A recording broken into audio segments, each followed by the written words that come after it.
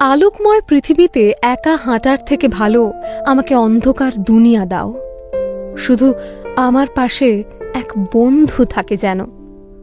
বহু যুগ আগে হেলেন কেলার কয়েক ছত্রে বুঝিয়ে দিয়েছিলেন বন্ধুত্বের আসল মানে। আলো না থাকলেও চলবে, বন্ধু থাকে যেন।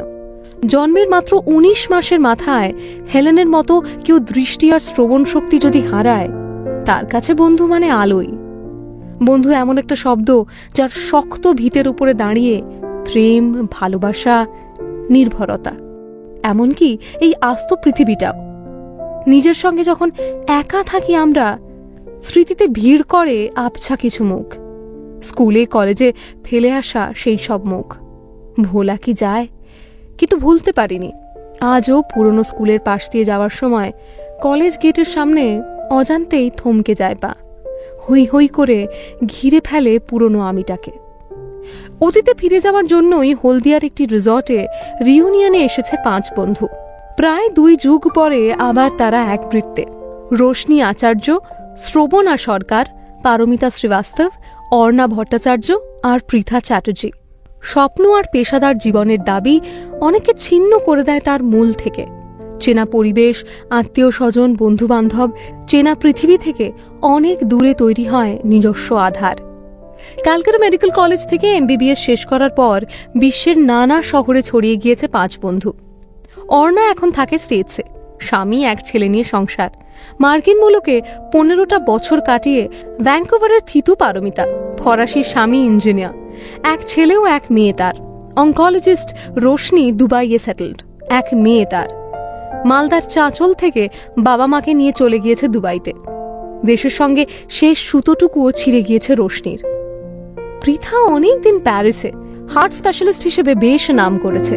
প্যারিসে একটা ক্লিনিক রয়েছে ওর। বিয়ে করেনি, অনাথ বাচ্চাদের একটা NGOর সঙ্গে জড়িয়ে।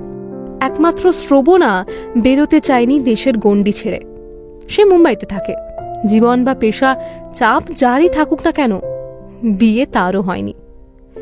জরুরি কথা মনে করানোর ঢঙে অর্ণা বলল, রাতটা কিন্তু আমাদের জেগে কাটানোর কথা।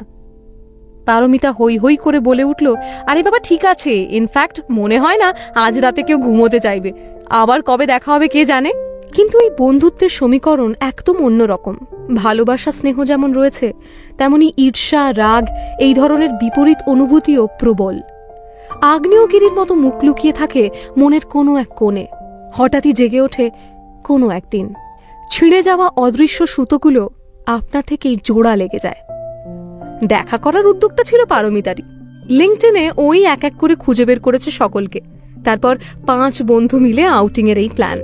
অর্ণা যেটার নাম দিয়েছে অভিসার। হলদিয়ার এই 5 স্টার হোটেল একেবারে গঙ্গার ধারে। ঘর থেকে কুলকুল শব্দে নদী বয়ে চলার আওয়াজ পাওয়া যাচ্ছে। তার বুকে ভাসছে আস্ত একটা চাঁদ। এসব কিছু মিলিয়েই রোশনি গান ধরল, জাগরণে যায় বিভাবরী, আখি হতে ঘুম কে নিল হরি, মরি মরি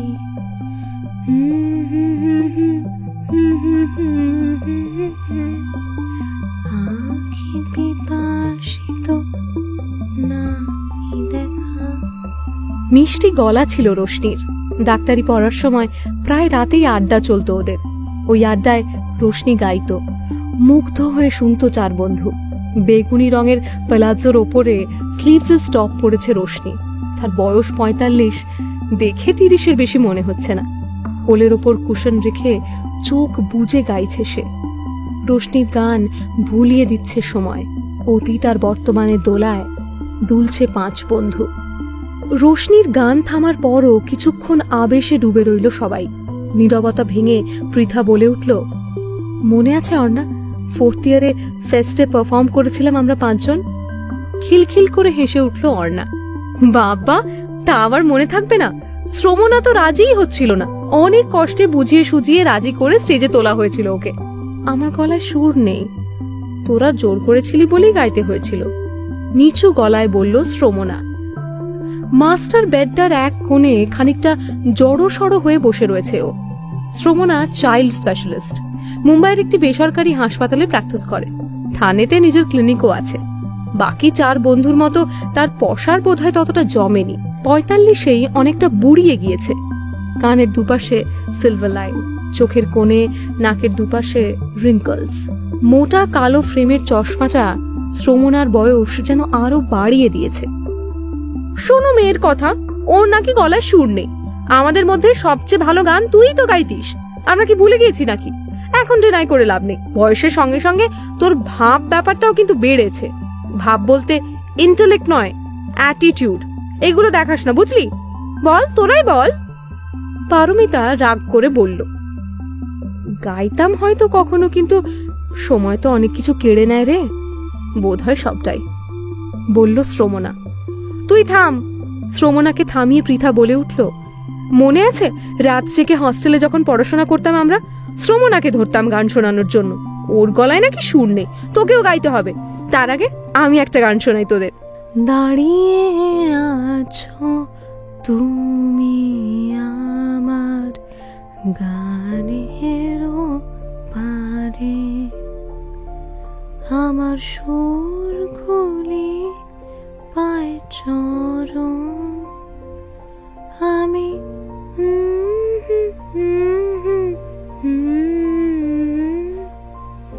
গান ধরল পৃথা, যেন দুঃখ ঢেলে দিচ্ছে গানের কথায় সুরে। ওই মূর্ছনার ককটেল মায়াজাল তৈরি করেছে রিসর্টের ঘরটাতে। আলো আধারের মধ্যে খেলা করছে সুর, লয়। গানের খুব গভীরে যেন বাজছে কোনো এক নাশোনা গান। বিভোর হয়ে ডুবে গেল ওরা 5 জন। মুগ্ধ চোখে পৃথাকে দেখছে শ্রমণা। অনেক বছর তো দেশের বাইরে আছিস, তবু কি চমৎকার গাইলি, অর্ণা বলল। সংস্কার শিক্ষা কি কেউ ভোলে রে? দেশ, কাল, সমাজ, অভ্যেস এগুলো পাল্টে গেলেও মানুষের ভেতরটা একই রকম থেকে যায়। সত্যি কি জানিস, আমি নিজেকে বদলাতে চাইনি কখনো। আমি যেমন তেমনই থেকেছি, এভাবেই থাকবো, বলল পৃথা। 5 বন্ধুর মধ্যে সেই ছিল সবচেয়ে সুন্দরী। মেডিকেল কলেজে পৃথার জন্য লাইন লাগাতো ছেলেরা। এখনো তার রূপ একই রকম, শান্ত আর স্নিগ্ধ। পৃথা বরাবরই একটু চুপচাপ, চাপা স্বভাবের, কম কথা বলতো। এখনো কোনো বদল ঘটেনি। গল্পের এই এক গুণ, কখন যে সে বন্ধু হয়ে যায় বুঝতেই পারি না। গল্প নামক বন্ধুর সঙ্গে হাঁটতে হাঁটতে সব ভুলে যাই আমরা, এমনকি কয়েক মুহূর্ত আগের অতীত। গান, আড্ডা, কাকে কেমন দেখতে, নেশাতুর আবহ, এসবে কেমন শুরুর খেয়েই হারিয়ে গেল, তাই না? একজন মারা গিয়েছিল তো, তাও আবার বিষক্রিয়া। বেশ রহস্যজনকভাবেই ঘটেছিল ঘটনাটা। সেই মিস্ট্রিও তো সলভ করতে হবে। ঘটনার বিন্দু মিলিয়ে একটা ডায়াগ্রাম আঁকতে হবে, তারপর সেটা কাটা ছেঁড়া করে বিশ্লেষণ। মেমোরি লেন, নস্টালজিয়ায় এসব ভুলে গেলে চলবে না। সেই বন্ধুদের রিউনিয়নে কি হয়েছিল? 20 বছর পর 5টা মেয়ের রিউনিয়নে এতটাই বিভোর হয়ে গিয়েছি যে শ্রবণার কথা মনেই নেই। রিভাইন্ড করে শ্রবণার খুন হওয়ার গল্পটা মেলাতে শুরু করেছি আমরা, কিন্তু 5 জনের ভিড়ে শ্রবণাকে তো দেখছি না। তবে কি 6 জন এসেছিল রিউনিয়নে?